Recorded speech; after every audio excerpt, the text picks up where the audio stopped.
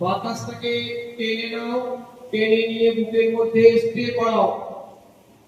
কিছুক্ষণ থাকবে, হাঁটুতে হাত সাপোর্ট নাও, টেনে নিয়ে আবার নাম দিয়ে আস্তে আস্তে আস্তে ছাড়ো। 3 বার করো একসঙ্গে। আবার আস্তে আস্তে ছাড়ো, আবার একবার করো, আবার আস্তে আস্তে ছাড়ো। ওকে, এরপর আমরা শিবকারিটা করব। দাঁত দুটোকে দেখবো কার কেমন দাঁত পরিষ্কার করেছো। দাঁত দুটো এক অপরের সঙ্গে কাজ করে রাখো। দাঁত দুটো বের করো, বাতাসটা বাইরে থেকে টেনে দাও, স্টে করো, মুখ বন্ধ করে নাও, মুখ বন্ধ করে স্টে করো, আস্তে আস্তে কান দিয়ে ছাড়ো,